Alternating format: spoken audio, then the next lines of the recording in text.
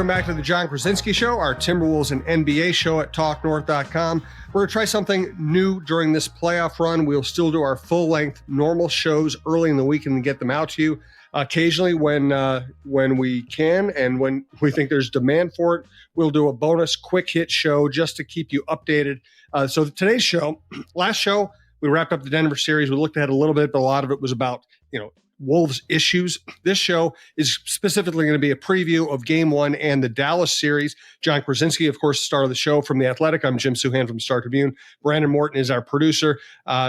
These are bonus shows. We're not going to fill them up with ads, but we do want to let you know we're coming from the Aquarius Home Services Studios. We want to thank our newest sponsors, Chew Vision and Princeton's Liquors, and also thank our long-running sponsors, TSR Injury Law, Head Flyer Brewing, Shepherd Goods, and Lamb Chops clothing line. And best way to listen to the show or any show at TalkNorth.com, please subscribe to your favorite podcast app. It's free. It's the easiest way to listen. All right, John, we are talking here on the morning of Game 1 of the Western Conference Finals. How do you see this matchup playing out? Yeah, I mean, the thing that's really exciting about this series right now is that it's going to be, I think, markedly different just in terms of style of play and what the Timberwolves have to do to win than what was the case against Denver. Obviously, the Nuggets run through Nikola Jokic. Their guards, Jamal Murray is a very good guard, but the backcourt is not as explosive. And so it was just a different kind of setup defensively for the Wolves to attack. Whereas here you have Luka Doncic and Kyrie Irving as the focal point of the Mavericks, the way that they run pick and roll, just the different kind of stresses that they put on the Timberwolves. It's going to be just a wholly different approach. And the Wolves have prided themselves all year long on being adaptable, on being able to kind of change to whatever kind of style of play they have to do to win the game. And so I think you're going to have to see them adapt in this series. I know a lot of fans are really excited after the Denver win, as they should be, and really kind of view this as kind of more of an easier series. I don't believe that's going to be the case. I think Luka and Kyrie, I think the way that the Mavericks are defending really is going to stress the Timberwolves. And this is going to be a big, big challenge for them to prevail. But I still do think they're the better team, just like I thought they were the better team in the last series. And as crazy as it is to say, Jim, I think they're going to win this series and go to the NBA Finals. I think they are too. And so now we've already given our picks. Let's get into how. How do they defend Luka? What's the challenge? Do they view it almost like Jokic, where, okay, he's going to get his points, he's going to be productive, but you just want to make him as inefficient as possible? Can you double someone like Luka, or are you just always constantly hedging toward him? How do you defend him? Yeah, he might be the most difficult person to guard in the NBA, just in terms of the way that he is able to use his size and his strength and his intelligence and his skill level to not get bothered by really good defense. And, the Wolves will, I'm sure, start the game with Jaden McDaniels on him and try to use Jaden's length to really bother Luka, especially if he is playing through some pain. He's been, dealing with a knee injury, and he's been slowed a little bit. But the thing that makes Luka so dangerous is that not only can he get to whatever spot he wants to on the floor for the easy shots that he makes, or that the shots that he makes look easy, I should say, but he is also remarkable at the late pass for lob dunks that Jokic is very good at, but Luka is the best at. And so what we have seen from the Dallas Mavericks, especially since they made their trades in February, is Luka coming off pick and roll, going downhill, and then it's been very easy for him to either knock down the floater or just throw a little lob to Derek Lively, to Derek Jones Jr., to PJ Washington, and it's really good offense for the Mavericks. So how the Timberwolves defend that, and probably having to use their point of attack defenders and Ant and Jaden, but then also their back line with Rudy and Carl. It's just going to be an enormous challenge for them because Luka does not often get sped up. That is said, Jokic does not often get sped up too, and I think the Wolves did a very good job with that. So I really want to see what kind of tweaks they make to try and bother Luka as much as possible. But this is, they've faced Devin Booker, Kevin Durant, Nikola Jokic in the first 2 rounds, and Luka Doncic is the biggest challenge offensively that they will have faced, which is saying a lot. Kyrie is not necessarily scoring like crazy, but he's facilitating, he's leading the break, and he's, for once in his life, he's playing defense. Where is he? Where's his game right now? Yeah, I mean, you're right in terms of he wasn't the most efficient against Oklahoma City, but I just think that you see a calm and a peace with Kyrie Irving that you have not seen in years. He's had all of these off the court issues. He's been traded. He's had all sorts of instability around him. And here in Dallas, he has found tranquility. And I do think that you can see it in his face and you can see it in the way that he plays these days. He is team first. He is sacrificing.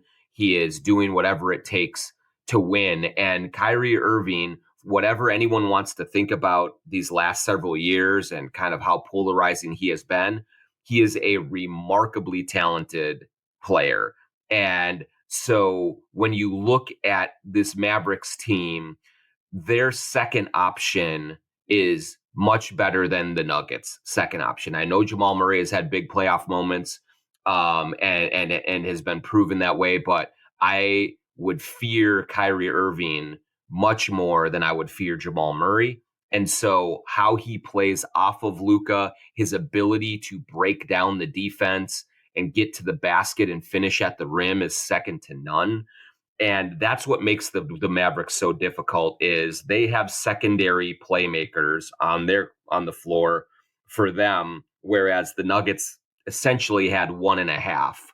The Mavericks have two legitimate ones that can put the ball on the deck, get to the rim, make great passes, and knock down mid-range shots or threes. And so it's a big load. And Kyrie Irving, given his credibility in the playoffs, his experience in these types of moments, the Wolves should absolutely be taking this thing as seriously as possible.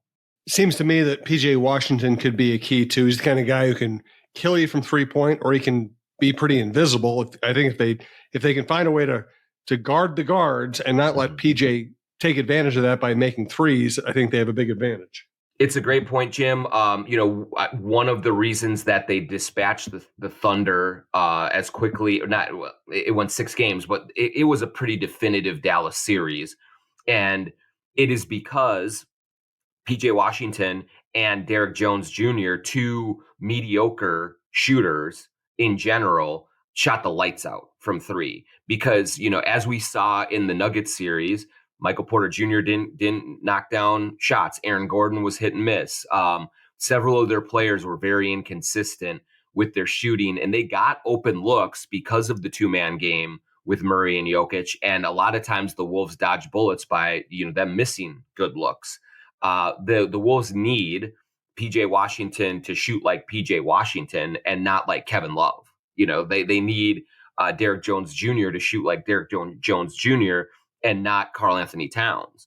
And, if those guys hit 50% of their threes or more, that makes it really, really difficult because they are going to get good looks just because as a defense, you have to decide what you are going to allow and what you are not going to allow. You can't cover everything when the ball is in Luka Doncic's hands or Kyrie Irving's hands. They're just too good at creating good looks. And so if those two players continue to shoot out of their minds, this is going to be a very long series and a very tough series. If those players struggle or fall back down to earth, then the Wolves are going to be in much more control of this thing, I believe. How good a coach is Jason Kidd, and how do you think he approaches Anthony Edwards? Yeah, I think that he has gotten much better over the last couple of years. I think that there was a point, he was with Milwaukee, he was with Brooklyn, even in his early Dallas days. I think there were some questions about kind of schematic acumen, his ability to make adjustments on the fly, things of that nature. But I think he's really solidified himself, certainly this season, and getting this team to acclimate to each other when they made the big trades at the deadline, and also to attack opponent weaknesses the way that they did against Oklahoma City. That was impressive. They knew what advantages they had, and they exploited those over and over again. Kidd is a good coach. He has a good staff. Sean Sweeney is a St. Paul guy. He's very, very good on the defensive end. He's started to get his name into the mix with some head coaching possibilities over the last couple of years. So they're a well coached team. They're a good staff, and what they do against Ant, that is going to be, I think, one of the keys to this series is. I think they're going to start with Derek Jones Jr. on Anthony Edwards and hope that his athleticism and his length is enough to counteract his relative lack of strength and size. We saw Anthony Edwards bully Kentavious Caldwell-Pope last series. One of the better wing defenders in the league, but he couldn't do anything with Ant because Ant was just too strong for him. And Derek Jones Jr. is longer than KCP is, so maybe that will counteract some of it. But I do think you're going to see Anthony Edwards still be very physical and try and get down into the post. Maybe even get when he's out on the perimeter, kind of make moves to get around Derek Jones Jr. But you're gonna watch two of the very best athletes in the NBA go at each other. Will Derek Jones Jr. get help on Ant? I would assume so. Where that comes from, we'll have to see, because the Mavericks have been a very, very good defensive team, especially since the trade. But I think that they do have some weaknesses to exploit. If you can hunt Luka in some matchups, if you can, kind of get the ball moving side to side, and then you maybe end up with Karl Anthony Towns in the post, I think will be good offense for them. But Ant is going to have to play controlled, and he's going to have to use his intelligence to counteract some of the overwhelming athleticism that Derek Jones Jr. has. I remember you talking mid-season about how the Mavericks were one of the better teams in terms of improving themselves at the trade deadline. Let's talk about that trade. First, though, tell me about your visit to True Vision. Yeah, True Vision Institute in Bloomington. Welcome to the program and to join in the Talk North family. Here, I went down to True Vision on Tuesday for a consultation. I'm very interested in having LASIK surgery. I've had glasses since I was in fourth grade, and I'm just kind of getting tired of having to, lug these things around, wake up in the morning and have all blurred vision until I put them on.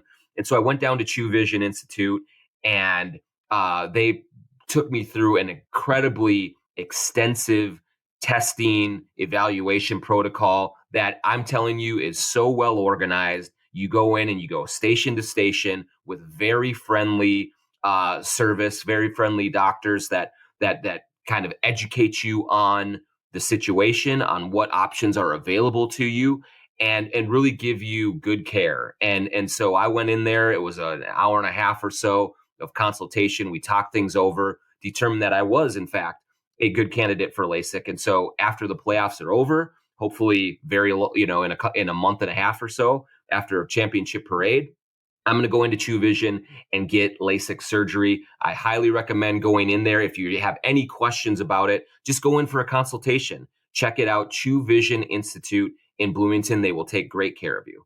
Welcome to True Vision. Thanks to all of our other sponsors. Of course, we'll do our traditional ads during our traditional show. Again, this is more of a quick hitter, and we wanted to mention True Vision. So tell me about that trade and how it's worked out. Yeah, so prior to the February trade deadline, the Mavericks were kind of just languishing, I would say, in a very difficult Western Conference. They had Luka, they had Kyrie. Kyrie was a little injured here and there, and they just couldn't seem to get real traction in the conference. And they were struggling defensively. They were a little short on athleticism and on size. And what we saw that kind of bear out in all 4 of the matchups that the Mavericks went against the Timberwolves, they all came right before the trade deadline. Sometimes Kyrie Irving was out in it or out. Luka Doncic missed a couple of games, but really one of the overwhelming things that you saw was that, man, the Mavericks just don't have a whole lot of strength, muscle, size. Then Nico Harrison, the Mavericks GM, goes out at the deadline and adds PJ Washington, and he is a perfect fit for them in the front court in terms of a guy who can catch and shoot, who has some offensive capabilities. And what he has surprised, I think, some people with are his defensive chops. He was not a defensive player in Charlotte for the most part, but being put into a winning environment and a competitive environment has really increased his effectiveness there. They also added Daniel Gafford, a super athletic center, not the biggest center in the world, but he's really athletic, really intense, very high energy. And he came from Washington. And Gafford, the Wolves don't have to be warned about Daniel Gafford. Gafford killed the Wolves every time they played the Wizards back in the day before he came to Dallas. And so what those 2 guys have added is athleticism, rebounding, and rim protection. And they are one of the best rim protectors in the league now. There's not a lot of space to get to the paint. And once you get there, even if you do, they have 3 guys with Washington, with Gafford, with Derek Lively, actually a 4th with Derek Jones Jr., who can go up and challenge shots and wipe them off of the glass. So it really changed the whole vibe of that team with those 2 moves. And you can see Luka is kind of energized by it. Kyrie is loving the fit. Those guys are all lob catchers. When you see them, if you haven't watched them much and you start watching them tonight in this game, they are very athletic. They get after you. They're very intense, and it's going to be a challenge because those were just the perfect moves to make. I really do look at it, Jim, as similar to Tim Connolly's moves last year when he brought in Nickeil Alexander-Walker and Mike Conley. Just perfect fits for the Timberwolves. Those guys are perfect fits for the Mavericks, and they've really played a huge role in Dallas getting to this spot. Let's wrap up with a final thought from John and a prediction if he cares to offer one. Once again, welcome to Chew Vision. Welcome to Princeton's Liquors up in Maple Grove. Check them out. Bourbon experts, great place, and a local run business, not just a big warehouse national chain. Again, we're coming to you from the Aquarius Home Services Studios. We want to thank longtime sponsors, TSR Injury Law, 612 TSR Time. Head Flyer Brewing, that's a great place to watch these Wolves games. Go to Head Flyer Brewing in East Minneapolis. Great location, easy to park, lots of space, food trucks, seltzers, CBD drinks, great beer. Check it all out. And Shepherd Goods and Lamb Chops clothing line, which John talks about all the time. All right, John, wrap up the show for us.